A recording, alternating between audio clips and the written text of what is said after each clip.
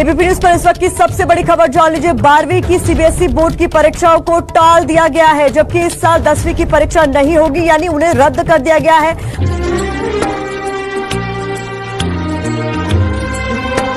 Board exam ये वो time होता है जब हमारे माँ बाप को याद आता है कि उनकी कोई औलाद भी, और वो हमारे साथ एक गुप्त मीटिंग करते हैं जिसमें हमें समझाते हैं कि इस साल हमारे बोर्ड्स है, और अगर हम इसमें फेल हो गए या फिर हमारे शर्मा जी की लौंडे से कम नंबर आए तो ये हमारे हिस्से की प्रॉपर्टी हमारे कुत्ते टॉमी को दे देंगे और तुम पढ़ाई कर सको। इसलिए तुम्हारे माँ बाप तुम्हारे ऊपर कुछ पाबंदियां लगाते हैं, जैसे खेलना बंद, फोन चलाना बंद, नानी बुआ चाचा ताऊ के घर जाना बंद, घर से बाहर निकलना बंद, भाई बहन के साथ बैठना बंद, 12 बजे से पहले सोना बंद। अब ये सब करने से ये कंफर्म नहीं हो जाता कि लौंडा पड़ेगा ही पड़ेगा, क्योंकि ये सब करने से हो सकता है कि उसको डिप्रेशन भी आ जाए, और अगर तुम इनके बनाए हुए किसी भी रूल का उल्लंघन करते हो तो तुम्हारा बाप तुम्हें गुच्ची के 80,000 वाली बेल्ट से मारेगा, चाहे उसमें उसका घर ही क्यों न चल जाए। लेकिन इन चीजों से बच्चों को प्रेशर नहीं आता, क्योंकि ये तो माँ बाप है, 2-3 दिन ऐसा करेंगे बाद में भूल जाएंगे। जिस तरह वो भूल जाते हैं कि बोर्ड्स तो वापस आ जाएंगे पर बच्चा वापस नहीं आएगा। असली प्रेशर तो तब शुरू होता है जब तुम्हारे वो रिश्तेदार जिन्हें तुमने आखिरी बार तब देखा था जब तुम एक छोटे से बच्चे थे, तुम्हारी नाक से बहने वाले पानी को तुम चॉकलेट सिरप समझ के चाट जाते हैं। वो तुम्हें फोन करके बताते हैं कि बेटा तुम्हारे बोर्ड एग्जाम आ गए हैं। नहीं, हमें तो पता ही नहीं था, हम तो चूतिए हैं। आपका शुक्रिया हमें बताने के लिए। सीबीएसई और स्टेट बोर्ड के टाइम टेबल देखकर हमें थोड़ी पता चलता है कि हमारे बोर्ड एग्जाम आ गए, हमें तो तब पता चलता है जब आप हमें फोन करते हो। फिर हमसे थोड़ी देर बात करने के बाद ये अपना फोन अपने बेटे को दे देंगे जिसके 99.9999% बने पता नहीं किस सब्जेक्ट में पर बने हैं, और उससे हमसे कुछ क्वेश्चन पूछने को कहेंगे। और अगर इस टाइम तुम्हारा फोन स्पीकर पे है और तुम्हारी किस्मत इतनी ज्यादा बुरी है कि तुम्हारे माँ बाप तुम्हारे पास बैठे, तो बेटा राम नाम सत्य है।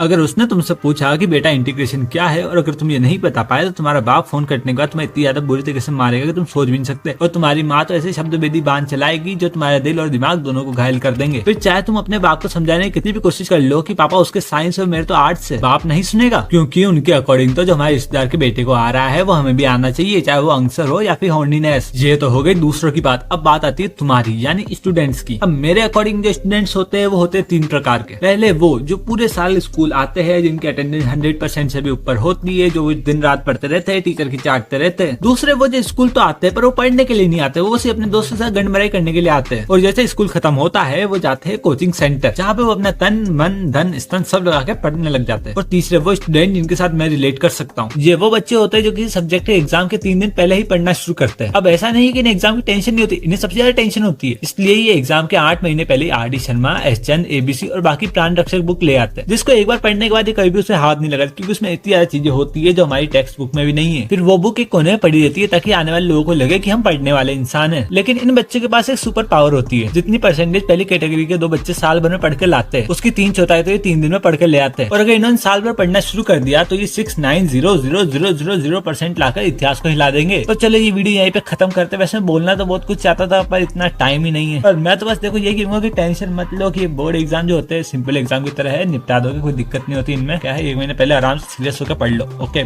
बाय।